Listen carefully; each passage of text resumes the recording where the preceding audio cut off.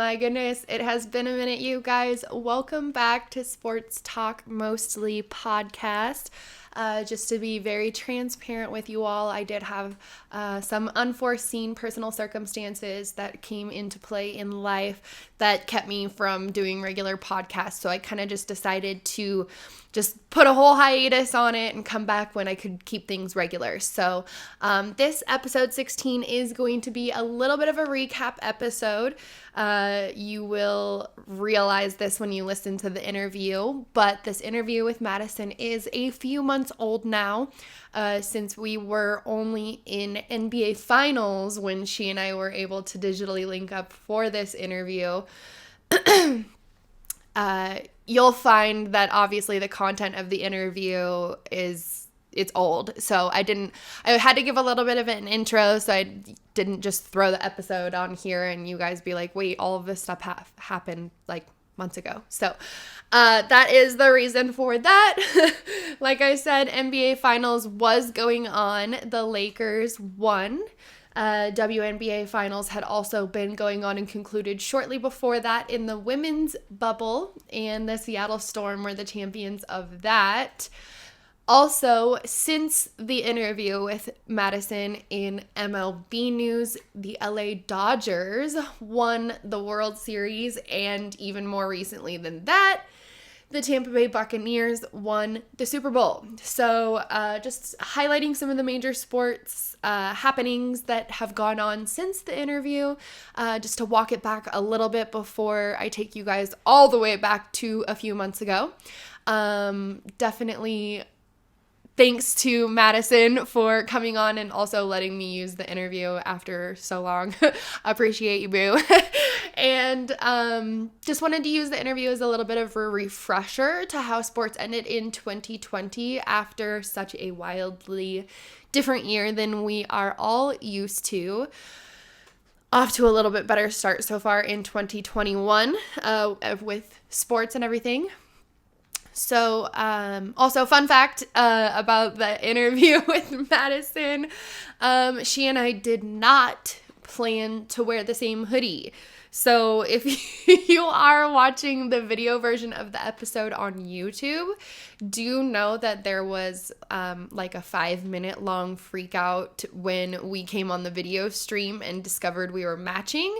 We did not plan to be wearing the same hoodie. If you're watching now, obviously, on the stream. And if you're not watching now, I am wearing the Sloan and Bennett 824-2 hoodie that Sloan and Bennett came out with in 2020 after Kobe and Gigi passed away. So like I said, it was a little bit of a fun memory for me every time I wear this hoodie. Now I think about that because her and I were so surprised that we ended up wearing the same hoodie without even planning it.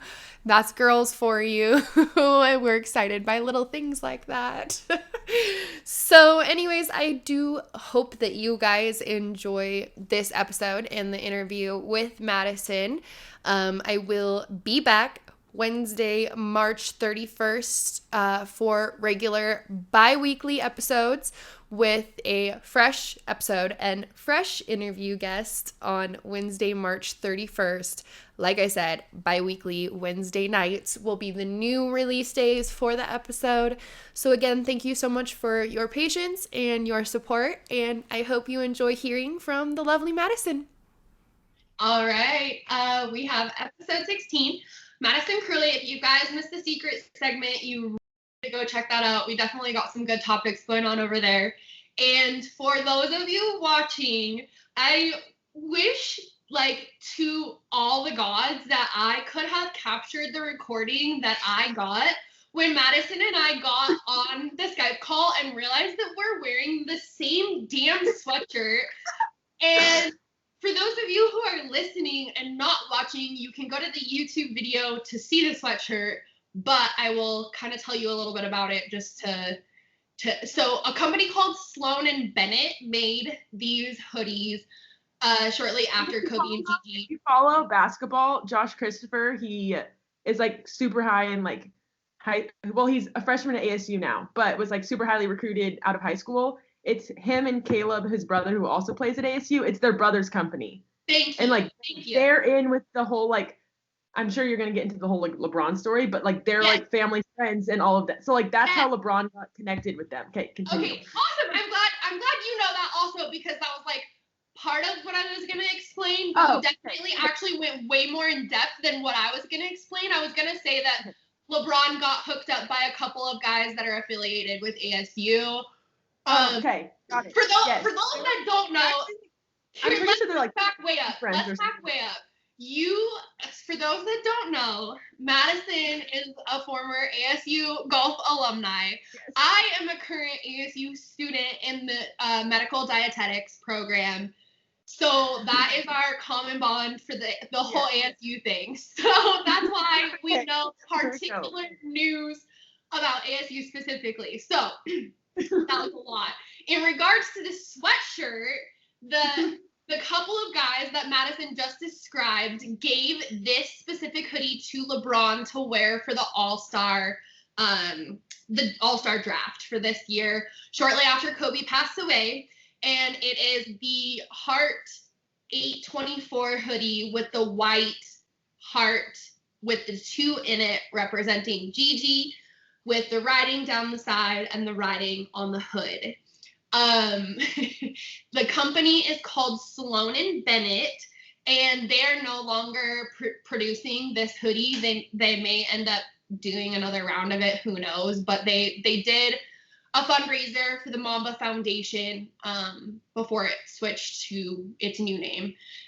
And yeah, so we got on the call, and obviously the Lakers won the championship last night. We're recording this on Monday.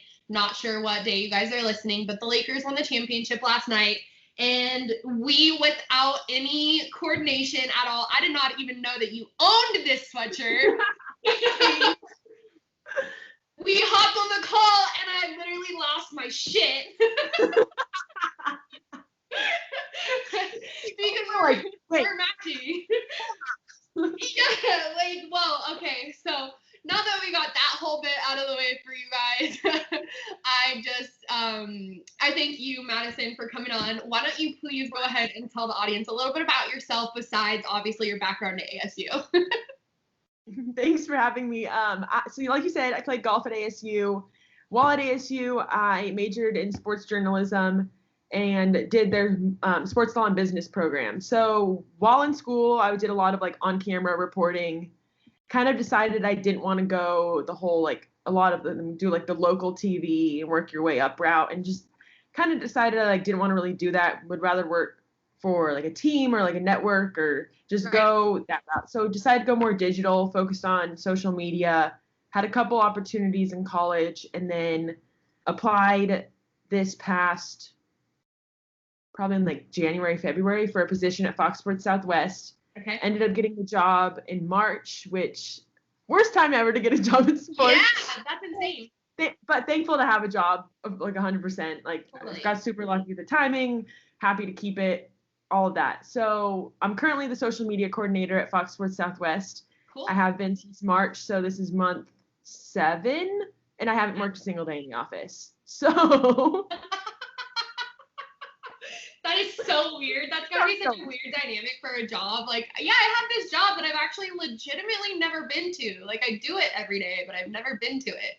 Well, and I went like my first day I started and met my boss at the office to like pick up my laptop. Yeah. So I was there for like a few hours with him, like getting the laptop set up. But besides that, like I met them on Zoom a couple of them on Zoom, but I haven't met any of my coworkers. So like we joke all the time how the people he talks about, they could honestly just be like made up people that he's blaming all the problems on. You're like, yeah, if they exist. Yeah. That's so funny. So what do you like best about being on the social team at Fox? I mean, obviously, like we just talked about, it's a little bit different dynamic than it would be normally. But what has the experience been like there so far as far as content and work stuff goes? So what I do like is, so as a regional sports network, we have like team partners, and then we air their games, but as our social content, we like clip highlights from those games, and then also whatever fun creative content and interviews we come up with based on our team partners. So since we have team partners in every sport, it's fun for me since I do get to like cover and post about every sport, because there's even been like jobs that people talk about or they pop up or I've looked at, and like I'll consider it for a second, but I'm like, okay, but if I take it, then I can't post about basketball, or if I take it, then I can't post, like I won't be covering this or like whatever. So it's like I'm in the perfect situation right now until like obviously like a dream opportunity comes up down the road, but for now, like get to post about every sport. It like definitely like widens my like content creation like opportunities. And so that's really fun. Obviously we have Luca and the Mavs, and the Dallas Stars just made a Stanley Cup run. So we've had some fun teams to cover. And so the ability to cover a wide range of sports and like some of these fun opportunities that have popped up within our teams have been awesome. Yeah, definitely.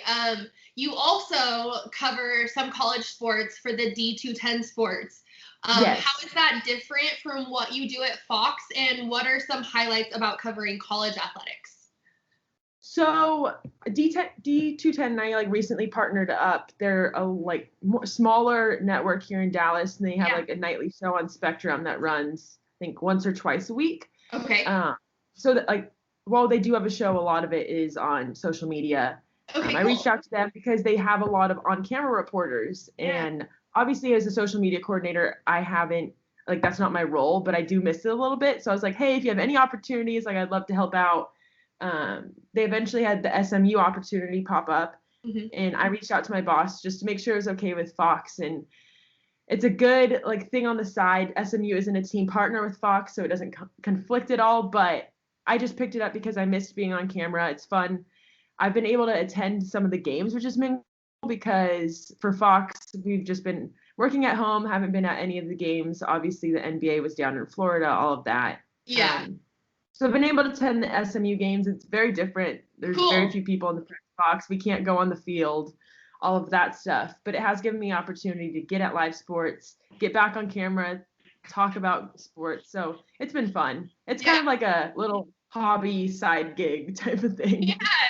Yeah, I like it. So obviously there's one thing that I have to stop and chat with you about. We talked about it for a second on the secret segment, but that's yesterday's news with Dak.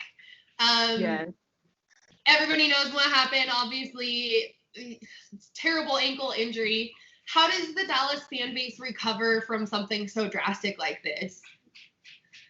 I mean, honestly, it's tough because Dallas is the Dallas Cowboys. Like they like every like place here lives and breathes Dallas Cowboys. Like you can go to any bar, you can go to like any bar, any restaurant to watch the game, and they'll be playing the entire time, but like playing music the entire time. But like once the game comes on, off game sound, like everyone's there to watch the game. So obviously devastating. Loss. I think something that really will help them recover is how Andy Dalton was able to come in the game and like get the win for Dak.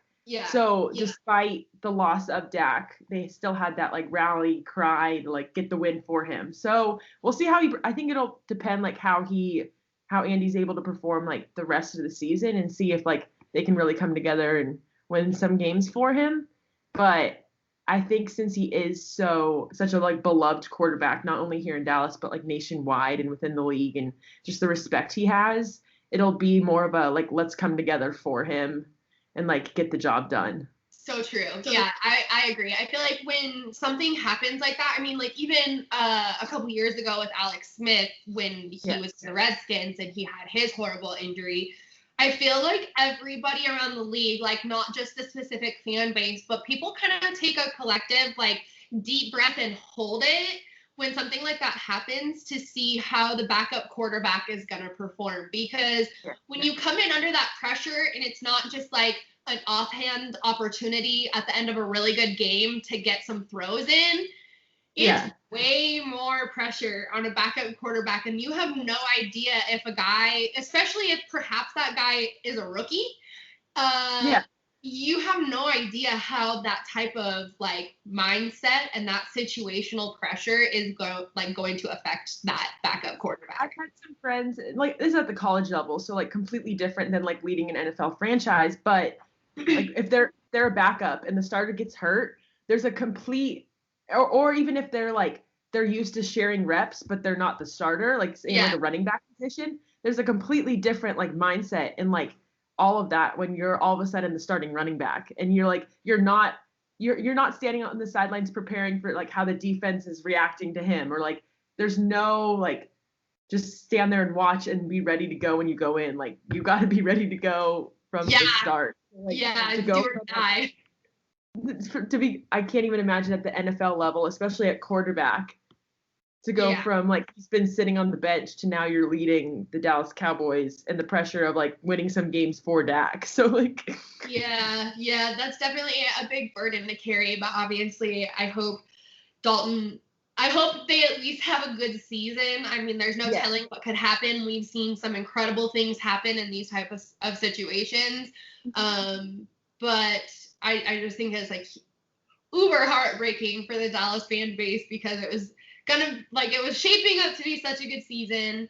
Finally, something worth like bragging about for Dallas fans, and then this happened. So like they've had like potential for the past couple years, but it's just like never happened. And then this season, like again, like it's just and like that type of injury. And honestly, like the hardest thing for me too is like Dak's been so vulnerable, like coming out talking about his mental health struggle, coming out like, and like obviously he like received criticism for it, and just like everything he's been through recently. Well, then not only that, then you have the still from the game film where he's crying as he's being carted off the field, and it's like, come on, like. And then like you like especially this type of injury does so much damage to like an athlete's mental health. So like he's already had this like public struggle and like coming forward to talk about it, and like now he has to go through this, and so everyone just needs to come together and support. I know, my heart truly goes out to Mr. Dakota Rain Prescott because I don't know, I feel like he has such a good soul, and it's like one of those guys like.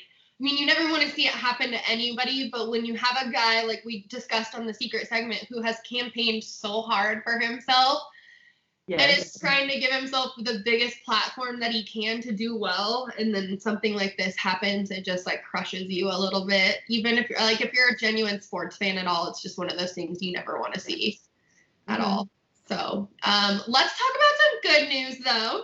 Outside of NFL, we recently saw the conclusion of the WNBA season with a Seattle Storm championship, and as everybody knows, we just mentioned the Lakers closed it out against Miami last night for Kobe for their 17th championship. What are some of your personal takeaways about the leagues and their operation within their respective bubbles? Okay, first off, like biggest props to the NBA. Well, WNBA pulled it off too, but it started with Adam Silver and coming together with Disney to plan the bubble. Yes. And obviously we've seen with how like NFL games have fallen apart, and it's created scheduling conflicts and it's affecting the rest of the season. MLB has been terrible also. Yes. And so like at least now in postseason they're in kind of a bubble. So like it's been a little bit since they've had outbreaks, but to come to the bubble, obviously there were some first initial positives when they were back in their like home cities and whatnot, but to like keep them home until they test negative and then send them to the bubble and like have 172 games with no positive tests, like that's insane. And like obviously it's been a tough year for everyone, so like props to them for like giving us basketball to watch. Like as much as we would have loved to be there to watch it, like having it on TV and being able to rally around a sport was insane. And then same with the WNBA. It's probably the biggest year ever for the WNBA. So honestly, it's sad. Like, but I think the support for the WNBA, like, obviously, like, peaked and started peaking after Kobe's death. Like, we saw his support for them. Kobe died, and everyone was like, "Well, we got to step up and continue what he started." And so like everyone started kicking in for the WNBA, and then the whole Orange Hoodie like campaign, and like they got as many like important bigger name people as possible. Cool seeing all the NBA guys rock the Orange Hoodie too. Like, and I had Lindsay D'Arcangelo with The Athletic on like episode at the like 12 or 13, I think. And her whole thing that she has campaigned on social media is if you're a fan of the NBA, and especially if you're a fan of the Lakers and of Kobe, and you're going to dog on the NBA or you're going to dog on the WNBA and women's sports in general, you're not a Kobe fan because you cannot simultaneously exist as both a Kobe fan and somebody who dogs on women's sports because Kobe was the biggest proponent for women's sports. Like you cannot exist as both. Like doesn't happen.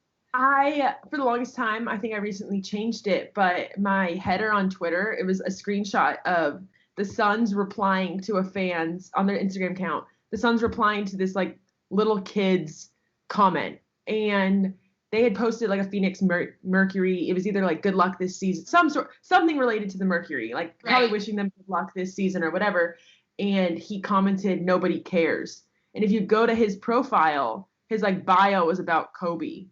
And so the Suns replied to him and they said, if Kobe's really your idol, like your bio says, you would, or so, like something basically like shutting him down. Like if you like Kobe, yes, you would support the WNBA. And it's like for the longest time I had that as my Twitter bio because it's so true. Like yeah, I've had a similar exchange with people. He was like the OG wearer of the orange hoodie. Like there's that picture of him sitting courtside at an NBA game with Gigi wearing the orange hoodie. Like he's the OG. LeBron, there's a photo in that hoodie of Kobe giving love to LeBron on the sideline.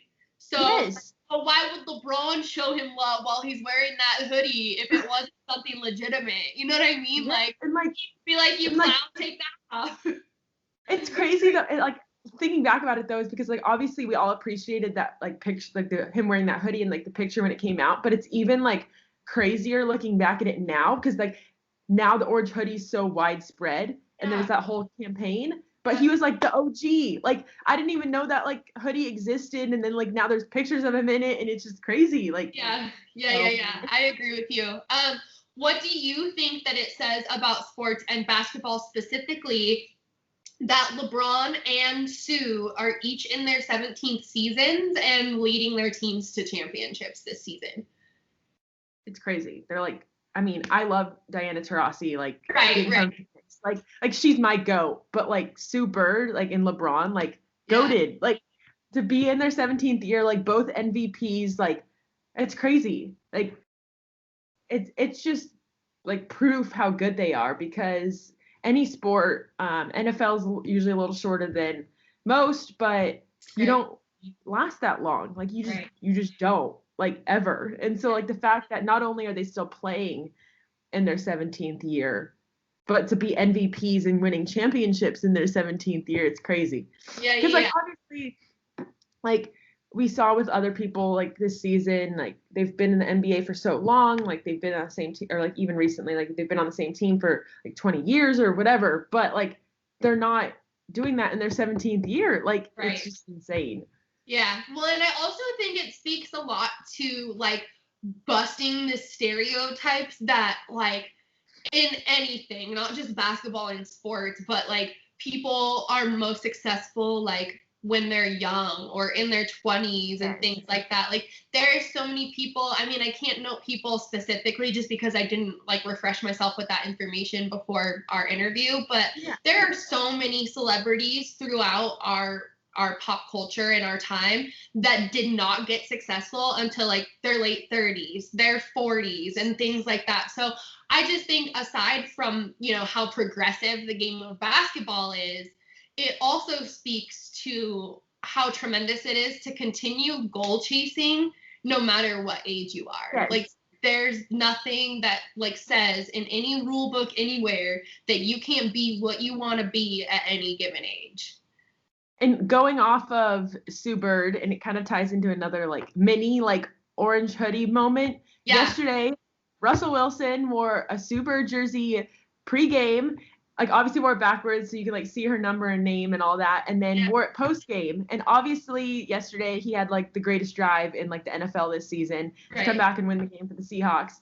And it's honestly one of my favorite moments from yesterday, and it's very overshadowed because of everything that was going on. Definitely. But they asked him post game. They said, "What did it feel like to come down like that last drive? What was the feeling?" And he goes, "I felt like Sue Bird in the clutch." Like that was his answer.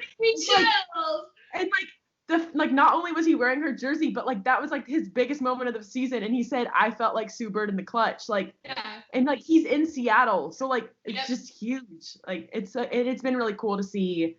Like I said, like the biggest year for the WNBA, like publicly, because like I'm sure like he's close friends with Kobe. Like him and his wife like are extremely close to Vanessa. Like I'm sure he's been with Vanessa all the time. They were just with each other in Mexico.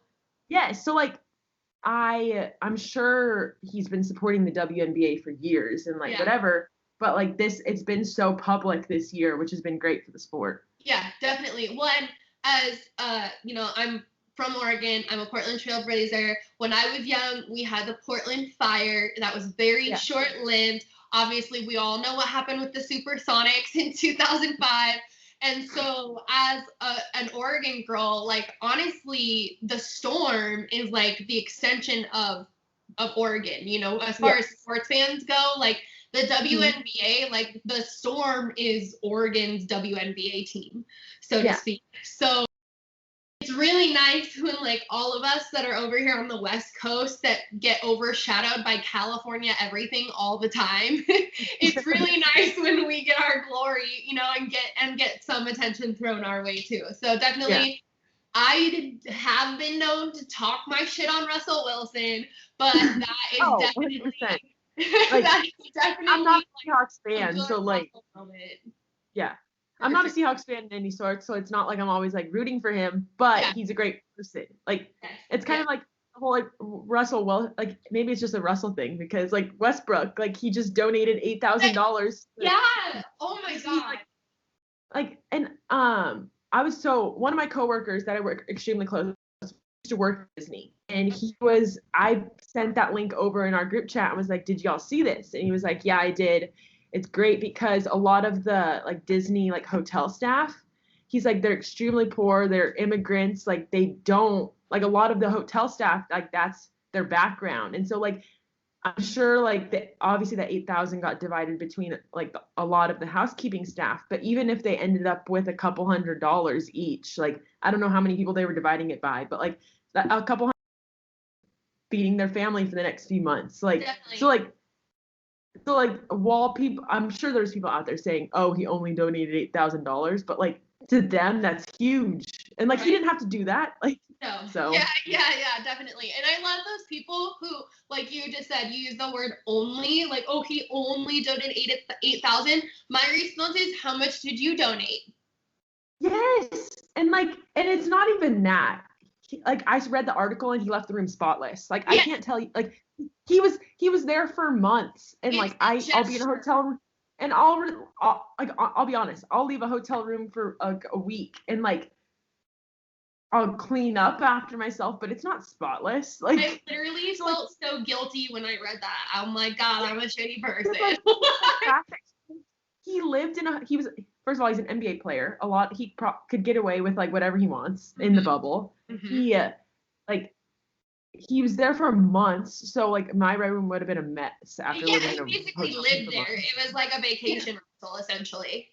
Yes, and so like the fact that he left it spotless and left that huge tip to like help them out is like insane. Yeah, he's like, here, do basically no work, and also I'm gonna tip you. Thanks for taking care of us. Like, yeah, I just the cool thing too is like he didn't even do anything like public about it. Like, and he was asked about it, and he confirmed that he left a tip, but like wouldn't confirm the amount. And like he's like, I left them a generous tip, but they deserved it. Like he didn't want any of the like credit or publicity for it. Yeah, it's funny, and I'm glad you brought that up because that reminds me a lot of the story that broke about Wayne Gabriel from the Portland Trailblazers.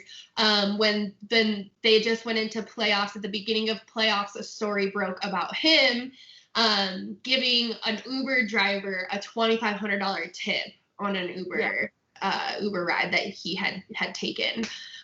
So it goes to show that like these guys get dogged on for so much on the court, off the court. They get picked apart for their outfits and what they wore for 5 seconds on a pregame entry and like all of this shit. But like nobody ever stops to judge them for this kind of stuff. Yes, and like and the fact that like he didn't give himself publicity about it, I'm sure there's plenty of other things that across the league they're all doing that we just don't know. Like unless someone posted about it, we don't know that it happened. Right. Yeah. No, I fully agree with that, and I definitely think that you just made a very good point. There's probably a lot more generosity going on than we even know about, and I'm sure we'll maybe hear a story, a thing or two, a little blurb here or there. Obviously, there's guys like Chris Haynes that have been in the bubble that see and hear a lot of different aspects of it, but it goes back to LeBron, the whole more than basketball, more than an athlete thing. Like, these guys are human beings. They have hearts and souls. They have seen a lot less and a lot worse times than a lot of people will even want to understand and give them credit for. So for them, Jimmy Butler was homeless at like 14. Like, people talk crap about Jimmy Butler all the time, but they like don't understand what he's been through, and like that's why he is the way he is. Like, yes, definitely. Speaking, I didn't even have this on my notes for our interview, but since you just said the words what he's been through, it like just popped in my head. Let's talk Delonte West for a second. Holy cow. Yeah. Like, speaking of going through things, that story is another amazing story as well, of like, obviously, I love Mark Cuban too. He posted a hilarious TikTok with his daughter the other day, but he's amazing, and he has done so much for Delonte West in like the last week, and barely anybody's talking about it. Well, and like that's the thing, like obviously in the past he's made mistakes. Like he's not human, but he's recovered and like changed his like perspective and like how he acts more than any. When Black Lives Matter protests like in marches like started in Dallas, he went out with like a few of the players and was like leading one of them. Like, that's awesome. He's first of all, he's a white male. Second of all, he's like a very prominent businessman and NBA owner. Like, he doesn't need to like white male. Not to mention he's a straight white male, so he already has more advantages than any gay white male would ever have. So like, and like he went out there and like showed his face and like led it with his players, and so like it just shows not only is he not afraid to like put his face to that like that movement, but he's gonna stand right next to his players when they need it. And so, and then it was just proven even more when he stood up and like helped out Delonte West after, like, I'm sure there's been people trying for years or like however since that picture broke out, but he like didn't give up, was able to pick him up. And honestly, that picture of him on the horse, like I started crying. Like, it's, I know. And there was another video, I guess the the facility he's at, it's owned or like run by another former NBA player who struggled with, like, I'm pretty sure I put it on my Instagram yesterday or something.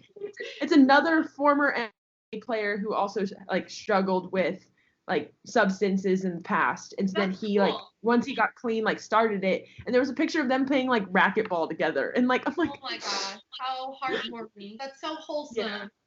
I'm so thankful that he's getting some help and like has resources and support now. And like he just like looks like obviously like his life hasn't changed like fully yet, like he's not like completely healthy, but he looks happier, and so like that's huge. Yeah, definitely. I agree. If you find that guy's name, let me know. Even if it's after the show, let me know. Okay, perfect. But there is one big reason why I really wanted you to come on the podcast, and we have definitely covered all the relevant sports topics. So let's talk about the actual reason you're on the show, and that's to tell everyone about your newest endeavor that you recently announced. So I'll let you have the honors in giving us more details about that. So I've decided to start my own podcast. I'm calling it the You Mad Bro podcast, inspired by men who decide to get mad about women talking sports. But as I've told several people, like recently, like since like kicking it off, poking fun at that concept and whatever, but there are a ton of men who've like supported me in my sports career, and even since like posting like I want to start a podcast, have reached out to me and they were like, do it 100%, like you would kill it. So like there's definitely more men in sports that support women and do it extremely well than don't. But there's always the clown on social media that has to say something. Yes. Always. And they usually, what kills me is they usually follow you. So they talk shit to you and tell you shouldn't be talking about sports, but then follow you because you tweet about sports or post about sports, whatever platform it's on. You know what I mean? It's like, oh, I can't take the hypocrisy. So I was like super stoked when I saw that you were starting that podcast, because I definitely think that it's like such an under discussed topic that like if more women were just talking about the derogatory things that they've experienced, even if it's just a small portion of the podcast, like, oh, guess what? I saw this tweet today. You know what I mean? Like, put it on blast, because it really, I think that sometimes people don't realize that it's almost like for some women in sports, it's like a daily thing that they get comments about. Yeah. And so I'm definitely going to try and focus as much on women as I can in the podcast. Like, for example, I'm going to try and do, like, being an ASU fan, I'm going to try and do like a Pac-12 football, like preview type episode. Totally. And while I do know some like very successful and like good male Pac-12 reporters, I'm going to try and find like a female reporter to talk to me about it. And so where I can focus on women, but then also I've told several people I know like too many dope men in sports to like completely ostracize them from the podcast. And like I said, they've all been extremely supportive of me. So I will men on at times, but try and keep the focus women. Yes, I love it. Well, let me know when you get your first episode out, when you start doing stuff for your podcast so that we can plug it, and maybe eventually down the road when you get going, we can do a guest host episode so we can talk about some topics together. But it has been, what did you say? I found the post. So Delonte West, it's him playing racquetball with former NBA player Jason Williams. And so Jason played 9 years in the NBA and had a drug addiction. And then him and his partner worked together to create a program in Florida. And that's the program that Delonte's at right now. Like getting That's crazy because I follow Jason Williams. I did not realize he had a recovery program. That is really awesome. Called the Rebound. Well, I mean, it's nice, like called the Rebound program, which is like obviously a playoff basketball, but also like rebound from whatever's going, like problems you're doing. But I think it's really cool that he's in with a former NBA player, because like we've talked about, like he was probably embarrassed. Like that's probably why he wasn't like receiving anyone's help, because you're this former NBA player and like supposed to be this star and like have everything together in life and like be like not have any problems, and he was probably embarrassed like to be seen out on the streets. And so to be with another former NBA player who went through it also and like is now helping you is probably like makes him feel like better and like less embarrassed about everything he's going through.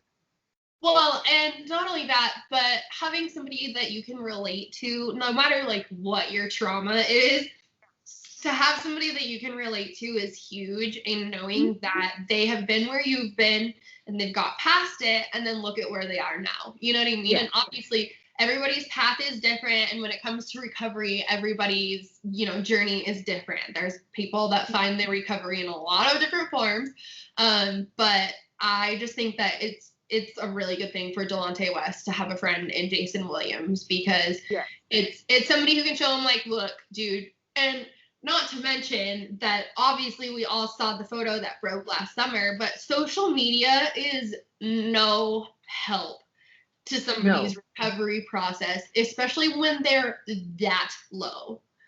Like that photo that broke last summer before everything happened this summer when he got help from Cubes,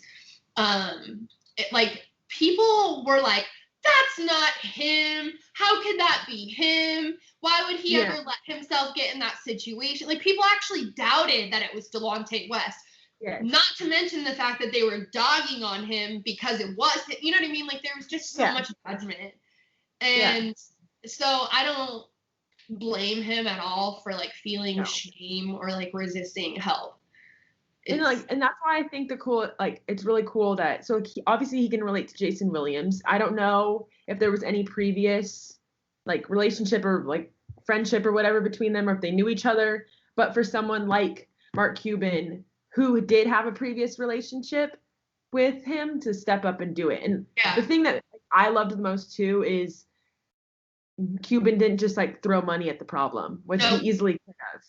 He was the one out there picking him off the street, took him to a hotel, made it like stayed there until his family was there, and then like is still the one like checking up with him in the recovery process. So that's really cool to see.